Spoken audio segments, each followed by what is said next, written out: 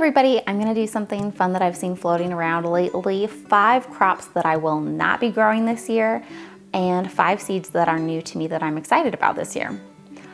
I'm in zone 5B in Eastern Washington. We have about 90 days of frost-free growing zone, so it's a very short season, and we have very extreme summer temperatures. So let's start off with things that I will not be planting this year. And I'm gonna go with the most, I think, surprising shock value one first. I am not going to plant any tomatoes this year. And I know we all really love tomatoes. They're one of those things that's really fun that I think most gardeners kind of aspire to. It's like, it's a thing, right? We all love to grow tomatoes for some reason. And I have enjoyed growing them in the past, but they're relatively labor intensive and we don't eat that many of them. They're a little bit more high maintenance to grow, more high maintenance to preserve, and we just don't eat that many of them, and I'm not really good at them. I have great luck with the cherry tomatoes, but I have a really hard time getting the big, beefsteak tomatoes to do well for me. Number 2, I am not going to be growing the California Wonder bell peppers.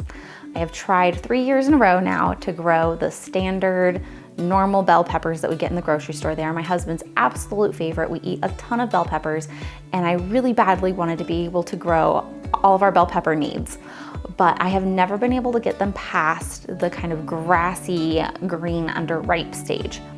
So I'm not going to grow those this year. Number 3 is Buttercup Squash. Where I'm at up north, I feel like everybody loves the Buttercup Squash. They are just really popular. A lot of people really love them. And even right next door, my dad grows them well, but they have not done well for me. So I might try them again in the future, but for now I'm going to say goodbye to the Buttercup Squash and stick with the varieties that have been doing well for me.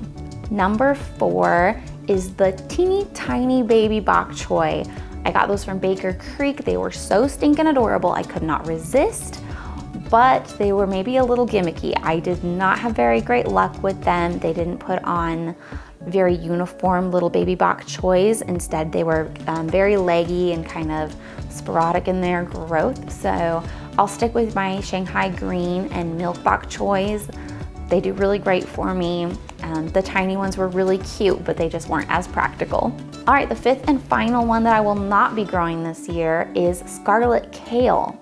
It grows really well here, it's delicious, but the nature of the curly leafed kales is they are just a heaven for those pesky bugs. So I have had terrible aphids and cabbage moths.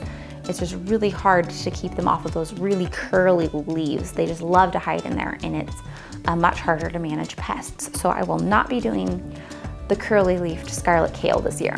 Now for new and exciting things that I'm trying for the first time this year, I'm actually planting onions for the very first time ever this year. I wanted to in years past and just didn't get around to it. I was researching between seeds and sets and what type I might want to try, and I just didn't get around to it. The second new to me seed this year are a sweet pepper. I don't think I'm gonna pronounce it correctly, but these ones. I'm really excited to try these because, as I said, I have had terrible luck with the bell peppers. The California Wonder bell peppers have not done well for me at all. So I'm trying this variety from Baker Creek.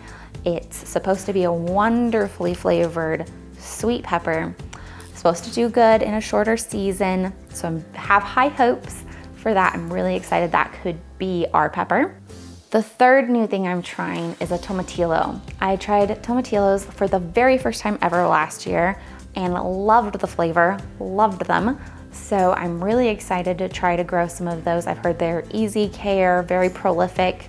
So I'm gonna plant a few of those this year and just test them out. The 4th new to me thing is Amaranth. I've heard a lot of people saying great things about Amaranth, especially as something that you can use to supplement your chicken feed. We love our backyard chickens, and it would be great to be able to supplement a little bit of their feed. And I'm going to try the Golden Giant Amaranth. We will see. I'm a little apprehensive if it has long enough to mature here where I'm at, but I'm gonna give it a shot. The fifth and final new to me seed this year is Celery. It's a root celery that is a storage crop. You can store these roots and use them throughout the winter. You can apparently fry them or use them like celery in soups and stews. So I'm excited to try that. We have such a short growing window that storage crops are really important. Things that I can store easily like squash and potatoes, dried beans, things that are easy to can like green beans are really important to me, trying to grow more of our own food and be a little bit more sustainable. I'm moving to those types of crops. So I'm very excited to see how Celery does for me this year, how well it grows and how well it's stored. And I'd love to hear what you are or are not growing this year. Let me know in the comments if there are things that you have grown in the past that you're saying goodbye to this year, or if there's any new varieties that you're really excited to try.